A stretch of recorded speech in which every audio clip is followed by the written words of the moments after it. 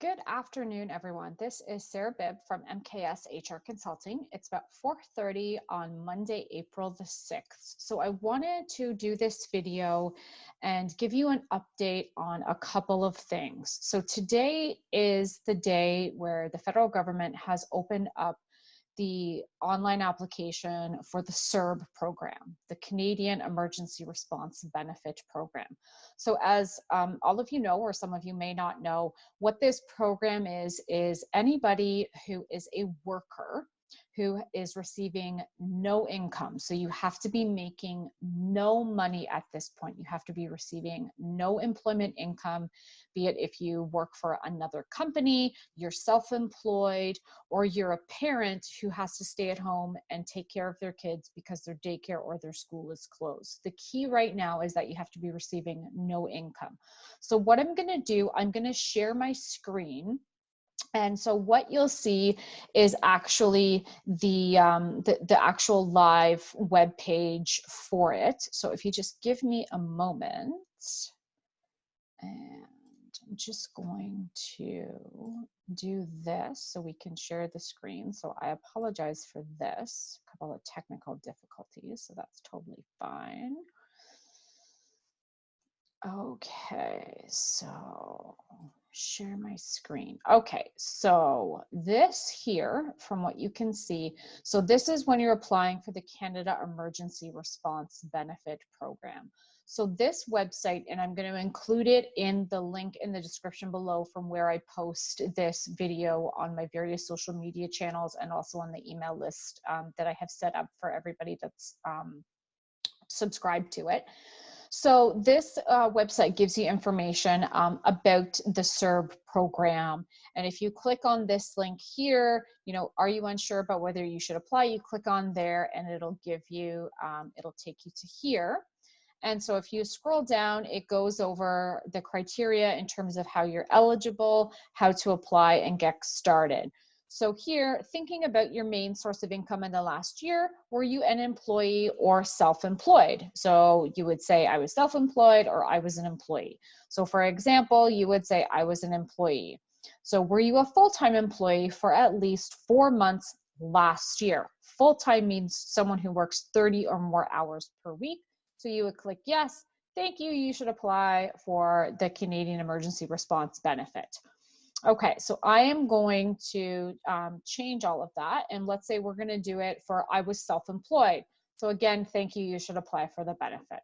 So we're going to go back a page and then again, who can apply? So this really goes over those list of criteria of who can apply. So I'm not going to go over this in detail because you can check out the link and check this out yourself.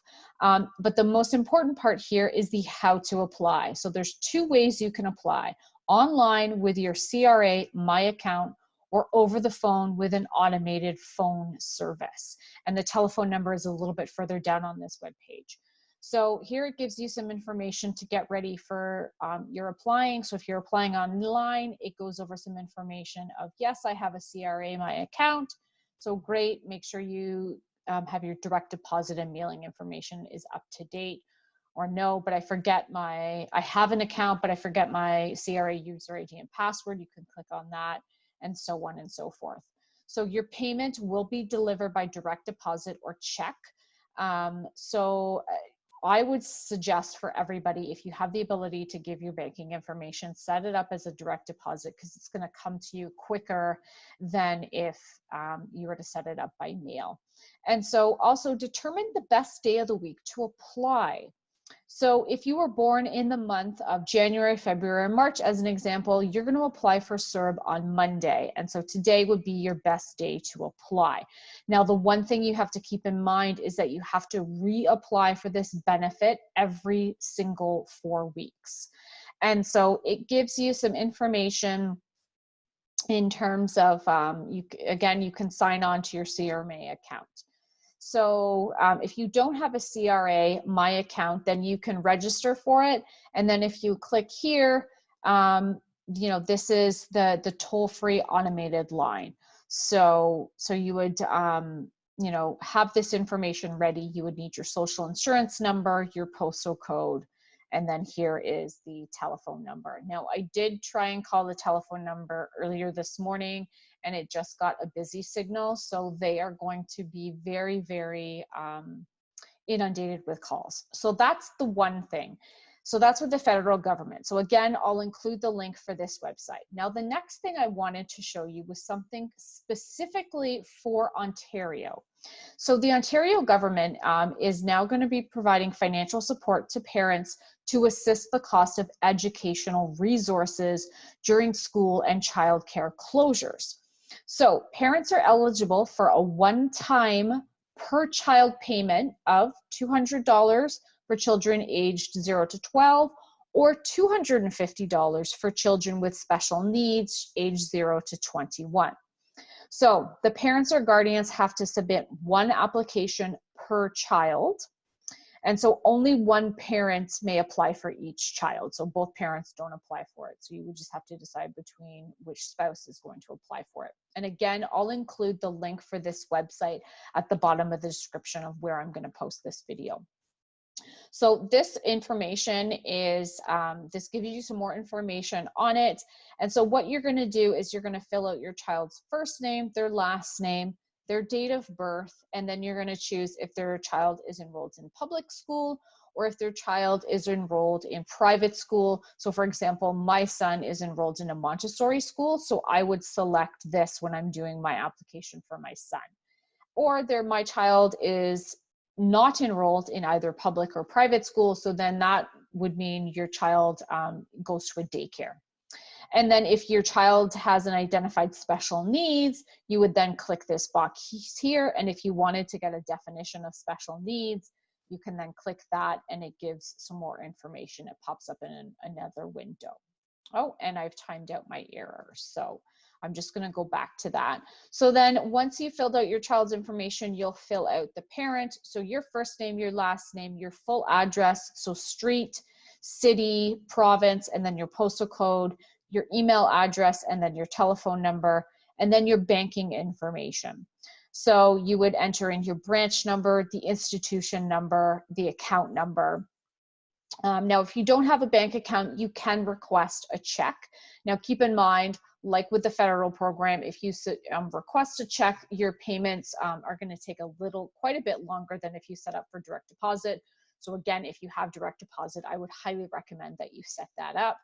And then you have to click on this box here to attest that the information you're providing is correct.